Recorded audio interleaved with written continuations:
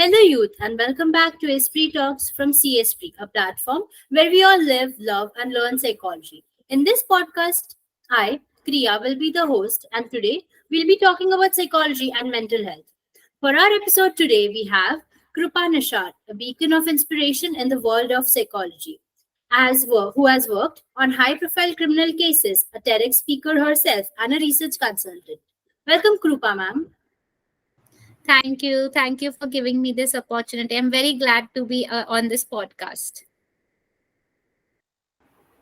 Okay, so moving forward with our podcast, the first question for the day, can you walk us through your personal journey towards becoming an established forensic psychologist?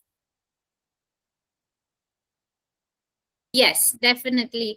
So I'll be very happy to take you through my journey. So my journey began at St. Xavier's College in Mumbai, where I fell in love with psychology. So there I took a decision to, from 11th standard only, I took my decision to pursue forensic psychology. So from 11th, 12th and bachelor's I did Xavier's, and then for my future studies I went to Gujarat, Gandhinagar. I pursued MSc Forensic Psychology at Gujarat Forensic Sciences University, and now it's National Forensic Sciences University. In my masters, I was a gold medalist, and right after that, in 2019, I was recruited as an assistant professor at National Forensic Sciences University. So I have a teaching and a research experience of approximately 3 years.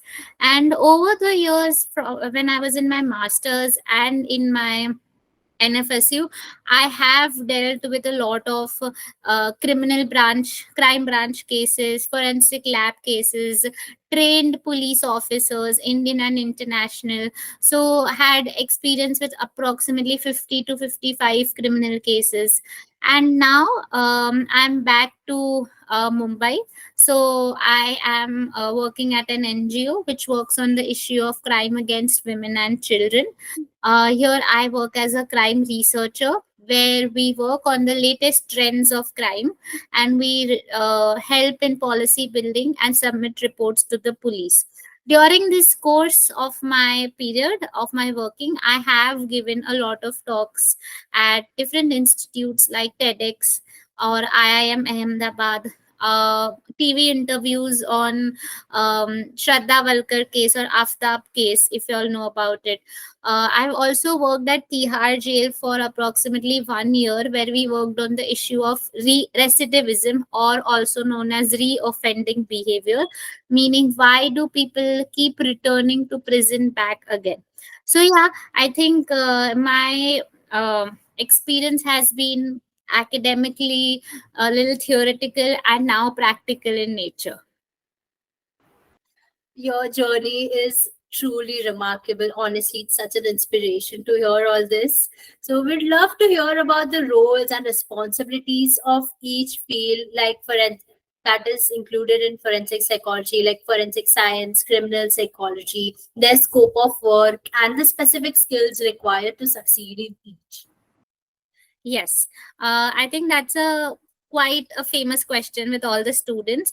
So basically, I'm going to talk about forensic psychology because that's my expertise.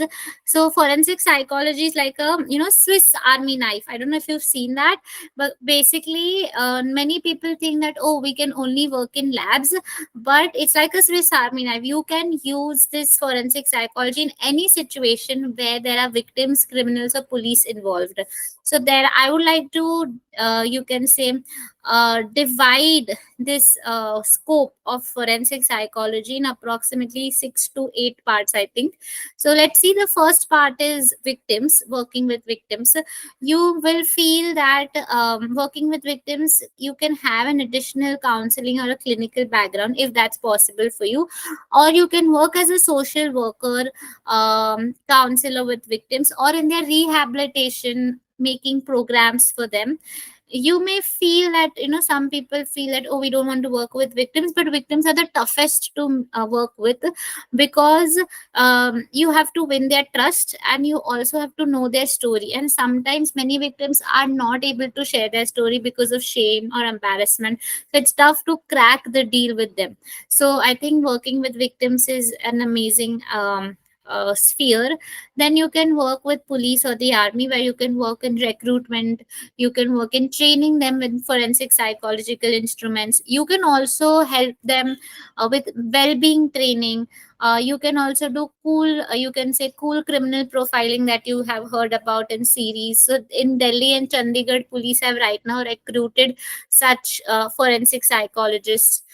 You can also work with lawyers. So many lawyers want to analyze the statements or the testimonies given by their clients or the opposite party. So you can work with them to understand and, help them with the complex information, especially from psychology side.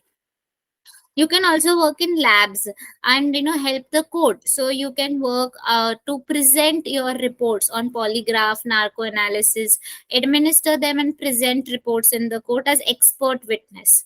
You can also, if you don't like working in government and all, you can also work with private people.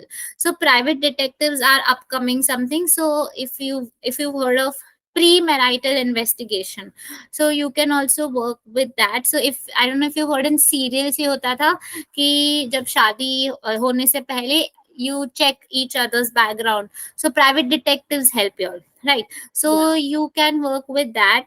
And you can go undercover. Many corporates also don't want to give cases to the courts, so you can, they give it to private detectives. So private detectives have a whole set of field researchers and analysts to work with them. You can also work in jails. Now it is known as correctional system, Yeah. where you can help in assessing their criminal behavior, whether they are going to commit crime again, prediction. You can help the court as probationer officers, or you can prepare their case files and help the court.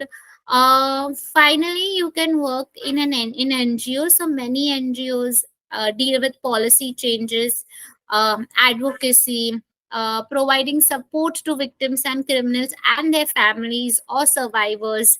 So you can work with them. And I think if you love data, love theories, so you can work as a researcher. There are many researches going on in jails, in victims, in vulnerable communities. So I think you can work as a researcher. Each role, as you all know, is very different and unique, and somehow each role deals with criminals, victims, and the system in general. So you don't have to necessarily think, oh, I should be working in a lab, or I should have a lab coat, or I should go to a court. Somehow or the other, you are being forensic in nature. Like, there is court involved, there is criminal involved, and it's indirect or direct application. So yeah. That's really interesting. Your answer has really brought things to light for the students listening out there. And on that note, for aspiring psychologists who are choosing their specialization in forensic psychology and criminology, which educational institution in India and abroad would you recommend? Okay, so there are four institutes right now. One is NFSU, that is National Forensic Sciences University. One is RRU, Rashtriya Raksha University. One is OP Jindal. It's a private university. Yeah, so I think these are the three institutes that are main important players. But I've heard of lovely professional university also, that's coming up right now, and somehow Amity is also coming up right now. So yeah, masters wise, these NFSU, RRU, and OP Jindal are the main ones. In India, abroad, I have not studied so much, because I always wanted to study in India only. So I'm not really sure about abroad, but I would definitely say India is for these universities. Wow, that's like way more than I thought. So, while you cannot necessarily recommend a single best institution, what are the qualities should an aspiring student look for in a program beyond just its reputation? Okay, so in an university, I feel because I was also a professor and a student at both sides, so I feel there should be 8 points that you should always note down. The first is that hands-on experience. It's important that field work, internships, lab work. They have, if they have labs, but if it is not, uh, you can say, feasible for you all to access, or if it is not working condition, then it should not be, that should not be case. So like in the sense, if you go to like a job, you should be able to say, oh, I've done that in my university, so that really adds on. Next is faculty experience is very important. So it's not that they should be a doctorate or something, but have they written like books, have they written some research, expertise on, do your expertise match with that faculty? It's very important. Next is resources and facilities. Many universities don't have libraries, or even latest research softwares. So I think we don't live like in a stone age kind of a situation. We definitely have high tech labs and everything. So I think that good program should definitely have that. The fourth point is networking opportunity. It's very important when you apply for university. Just go on LinkedIn and try to see what are the previous students, what is the alumni doing. Do they arrange guest lectures from them? Do they have some networking events, conferences, workshops where they call them and have placement opportunities? So that's important.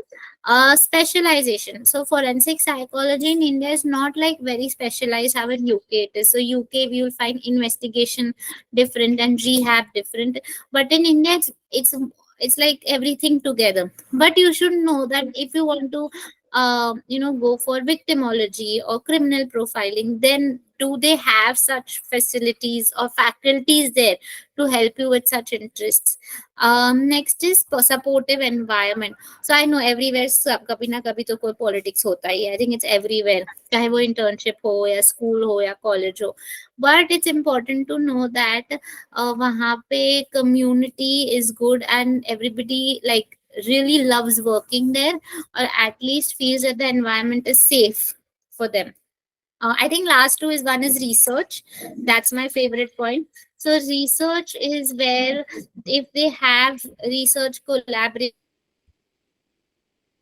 research, you can say, opportunities to present your paper. So and they give you appreciation, encouragement to do research. That's very important. And last is flexibility. Sometimes many programs have online programs, offline programs. Many like OP Jindal works day at night at the day because of their foreign students. So you just have to see what is the timing of the course and do you really like it. So a lot of people get into this debate that whether a college is important or not, or should you go to a big college. I feel that one, of course, first ki college kaisa bhi ho, if you have the scope, if you have the ability and the, you can say, passion about achieving your particular goal, you will even if the lectures are not happening, you will find ways to connect with people and read, and there's so much at hand now. But of course at some point college is also important because it gives you that leverage to upskill yourself and improve your lifestyle, or lifestyle means learning opportunities or goals. So yeah, that's my answer. I'm sure that was a very subjective question, but I really appreciate your insights on this. So, moving on, what are some important factors for students considering these fields? Like, how can they ensure they are choosing a right path based on both passion and determination needed for the challenges they are going to face ahead as uh, forensic psychologist? Okay. If my network lags, do just let me know. Okay. So first of all, it's very important to understand your interests and strengths. because a lot of people look at Netflix series or media, and then fascinated by this crime dramas, and they're like, I want to do forensic psychology. That's not how it works. You need to first understand whether you'll be able to look at that blood, whether you'll be able to look at, listen to crime stories, victim stories, whether that will excite you. So that's very important. So self assessment. Second is research. That it's just not important to look at these fancy stuff, but also important to read and also understand and talk to different professionals, understand कि अभी industry trends क्या चल रहे हैं. So for example, पहले engineering का बहुत scope होता था, but now if you ask people, they'll be like, no, now it's only 15-20,000 that you'll get. Many people don't even get such careers. So it's important to understand what is the career or industry trend right now. Next is passion versus reality. A lot of people think that, oh, I am very passionate to cook, so I want to become a chef. But will you make that into your reality for the next 50 years that you're living, and do it every like 10 to 6 o'clock in the office hours? So that's very important, that each, what is the reality that you like. Next is mentors. I feel that if you want to grow ahead in your career and choose a right path, it's important to have a mentor. And mentor can be anybody, can be your parent, can be your friend, can be your sister, brother, can be your guru, can be a spiritual guru. Anybody that you feel will help you from a outside point of view, that no, listen, this is something that I feel you're going wrong with. Next is, I think, skill building. It's extremely important. This is something that I will always emphasize. And if you want to understand what's your right path in your masters and in your bachelors, always in your vacations also, you should go for workshops, conferences, seminars, so that you know what are your skills. Is your skill counseling based? Is your skill research based? Is your skill presentation, public speaking, analytical? क्या skills है आपकी? So उस हिसाब से you can choose your career. Next is flexibility. It's important to be open to change. If you've just done a degree in forensic psychology, does not mean that you will work in a court. Okay, there's so much population and vacancies are less. You need to evolve के marketing करोगे. But can also mean that as a forensic psychologist, can you become like a content creator, like how I am trying to become side में थोड़ा बहुत. Or can you work with, you can say, can you open a consultancy basis where you help the government, or can you become like a private detective? You need to have that superpower with you, to understand that okay, this, I have a degree, I know what my strengths and weaknesses and how can I maneuver it. I think last is resilience. Some careers will go down, some careers will go up, and even if you have a successful career, you will go down. So I feel it's important that you might think that, oh, I've got like the best career and this is what I want. Some challenges will come which will make you doubt that, oh, should I actually do this? So it's important to be resilient and have faith in yourself, that okay, it's like a road trip to Leh Ladakh or Goa, I should say. कि decide करना है career, but it's important to also take one step at a time to finally understand that okay, this is where I want to work for the next 50 years, as I said.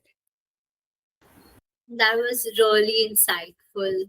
Can you also shed some light on how can a student gain valuable experience in forensic psychology? Are there any specific organizations known for offering quality internships during their course time?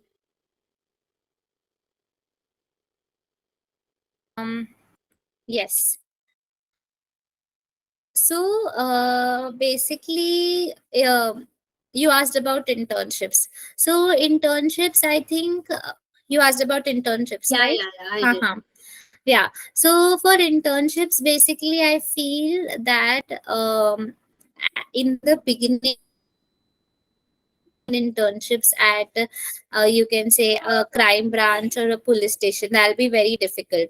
But you should start with small things. It irrespective of any career that you are choosing, I feel it's important to start working with NGOs. NGOs are the best ways where you can start volunteering.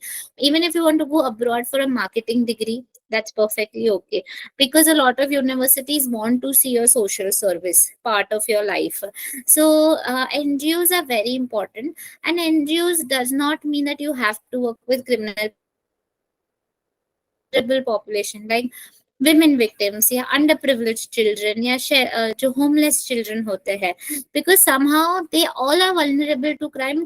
So it's important to understand the causes of crime if you work on ground. Do fellowships at in the very beginning. Bachelors and masters have a lot of fellowships that come along where they do research on ground and give you help you to understand how policies are made. So do fellowships, get access to victims with different research programs, or you can say um, जो rehab programmes होते हैं victims criminals के लिए. You can work with media houses, you can work with forensic labs. So I think these are the different spaces where you can work in internships.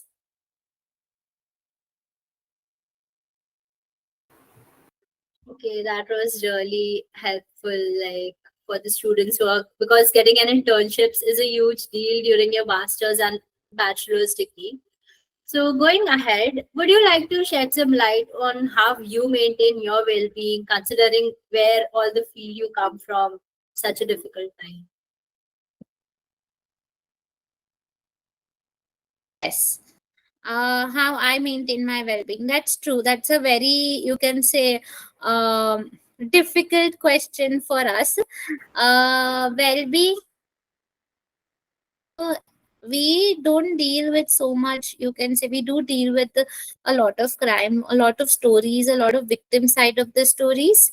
But we also have a good support system at our company. Okay, that is very strong with us. So when we all come from the field, we do have, you can say, a get together where we debrief each other on how our day was, what challenges did we face, and how can we solve it. We do have in-house counselors now. A lot of companies or organization corporates have in-house counselors also, so we can talk to them. There are team bonding exercises, so now a lot of corporates have started building upon it.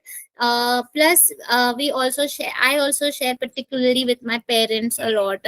Then at Saturday Sundays I try to do some extracurricular activities like garba class ho gaya, yeah, roaming out with friends and all. So I do that. Yeah, so it's basically a mix. I try to separate out on Saturday Sunday with something that I love, maybe by teaching, going for social service, or doing spiritual service, or extracurricular activities. So that's how I maintain my headspace. I'm really impressed by how you managed to create such a strong work life balance. And in my opinion, this is a must have skill for everyone, no matter what job we have. Resuming, resuming, is forensic psychology in India any different from their practice in the West? Yes, I think it is very different. We always have that East versus West debate. So I feel that first of all, uh, if you talk about the law, it is different. Okay, and thus follows the court system, thus follows the psychological licensing system. It is very different, and I think where we come from, our culture is so different that our causes of crime are also different. Mostly the causes of crime come from broken family हो गया, domestic violence हो गया, या फिर poverty हो गया. But in abroad it might be a little different. So everything, because it is so in depth with psychology and legal system and system, and you can say system itself, and therefore even also societal attitudes. So for example, LGBT over here versus LGBT abroad, it's very different. Okay, Hollywood Bollywood hi dekh lo, like the crime shown. So it's very important, like forensic psychology is so in depth in culture, in people, in legal system, that there are huge differences.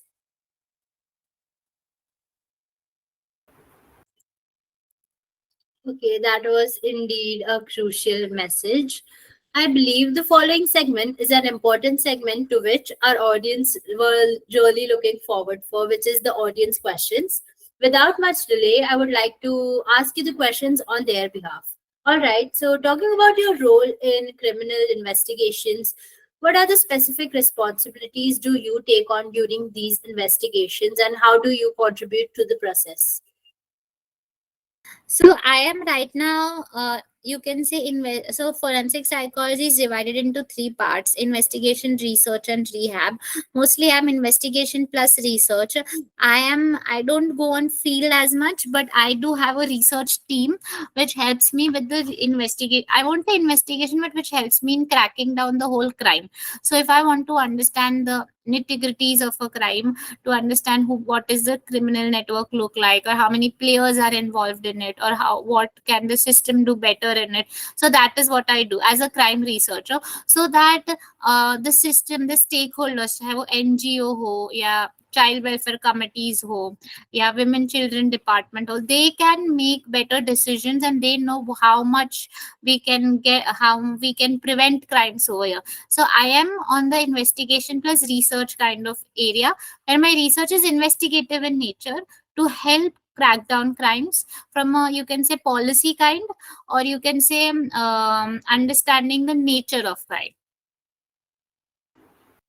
As you said, you help in investigation, and this is such a fascinating role. Continuing on that, can you tell if someone is lying in a test by their behavior?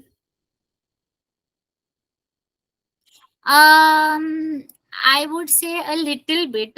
So, body language has been a topic that has been in debate since a very long time. And it is, you can say,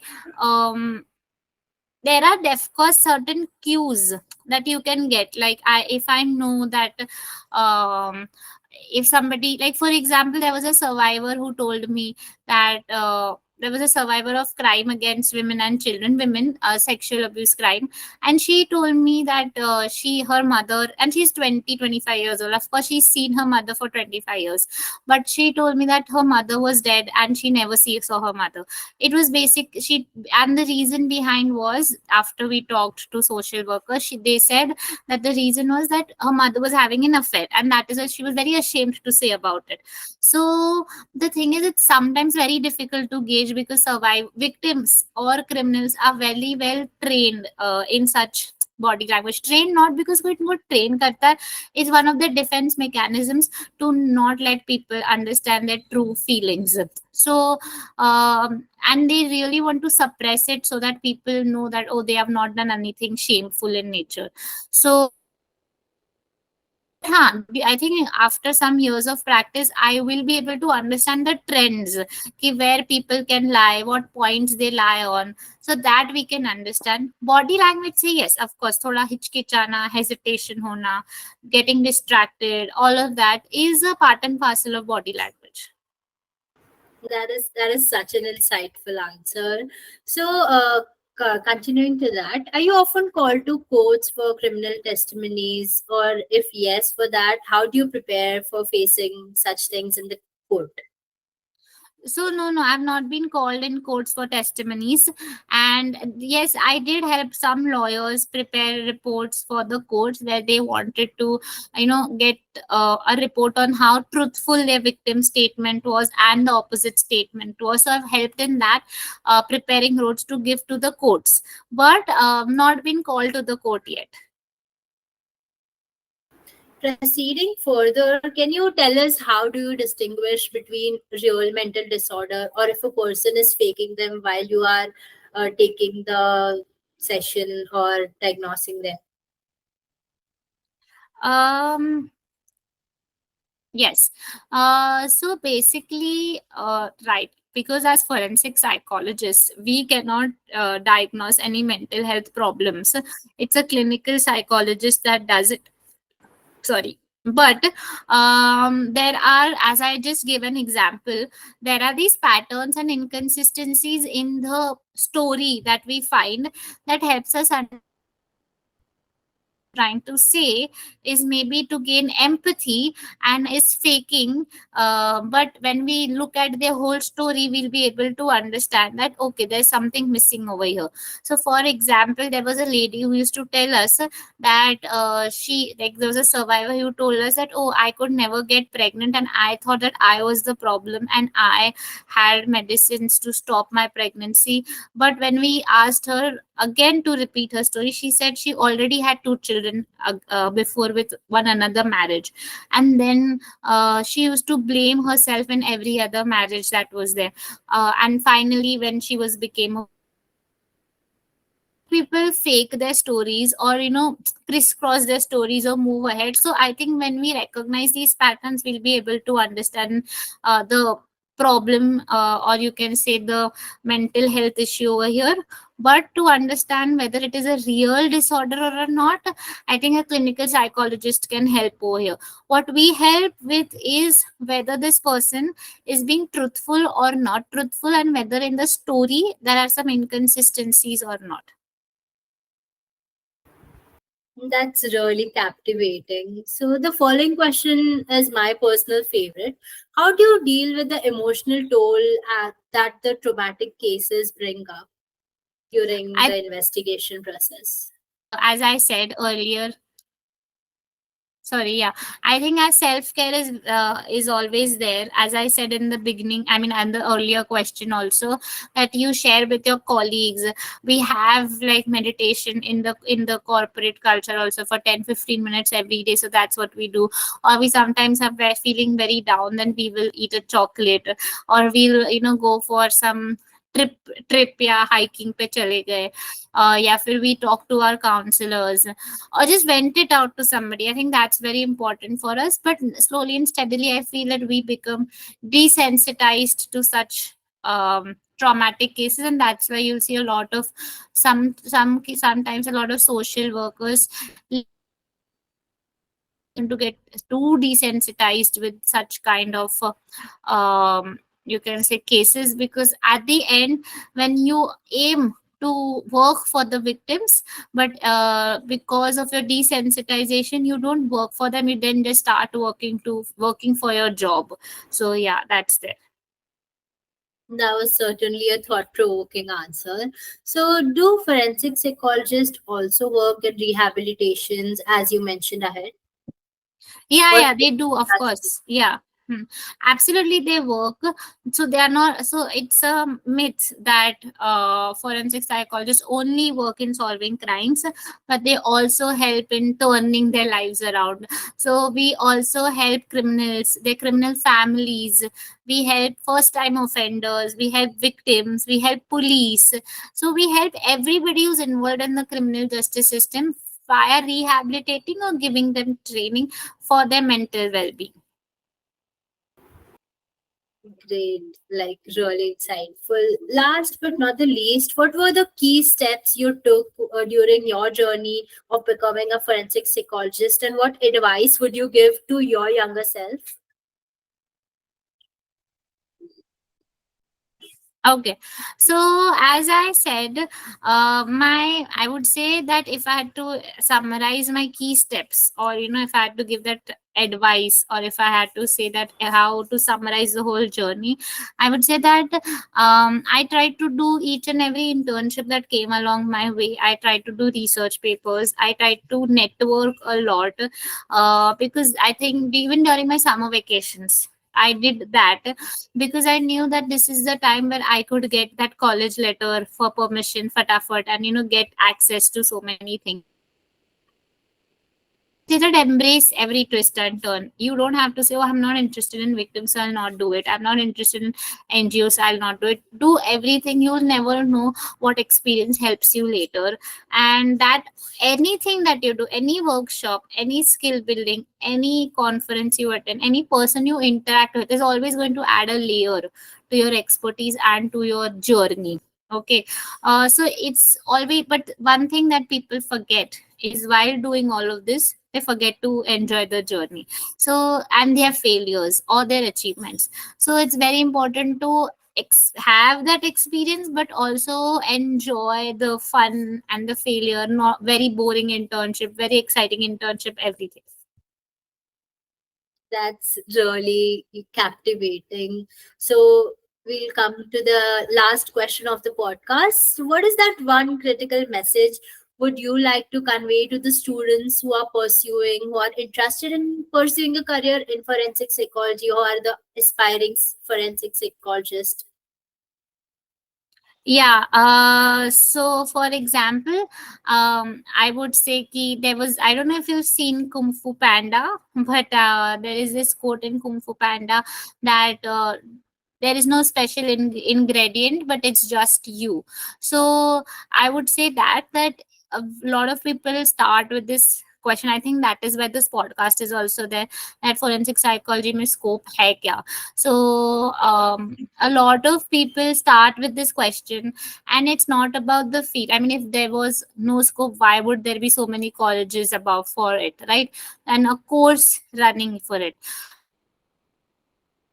It's very important to trust yourself in this whole career, and not get stuck to one thing. The special ingredient is just you. There is no ingredient, or there's no masterpiece in forensic psychology. It's very same, very similar thing that people for 100 years are doing.